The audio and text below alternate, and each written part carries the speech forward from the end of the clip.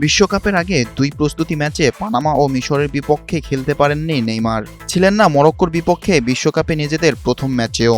মাংসপেশির চোটে ভুগছেন তিনি। সময় যত গড়াচ্ছে তাকে নিয়ে অনিশ্চয়তা তত বাড়ছিল। এরই মধ্যে এলো আরও বড় দুঃসংবাদ।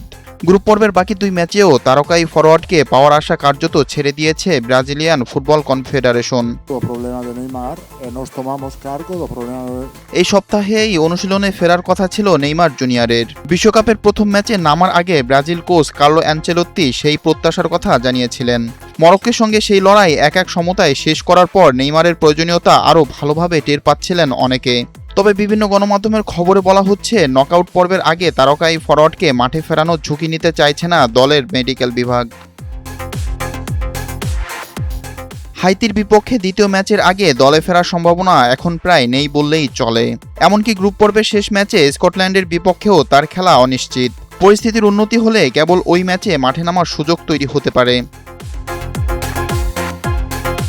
ব্রাজিল দলের বর্তমান অবস্থান পরিষ্কার।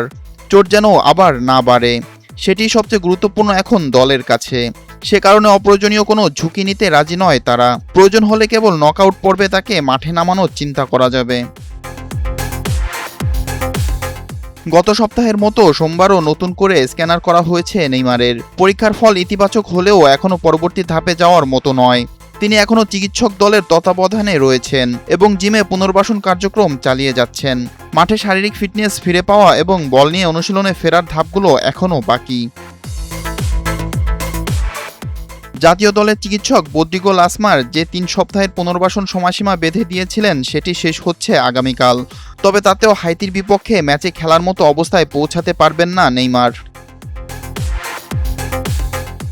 নেইমারকে ঘিরে বাড়তি চাপ ও প্রত্যাশার কারণে সিবিএফও আগের মতো তথ্য প্রকাশ করছে না।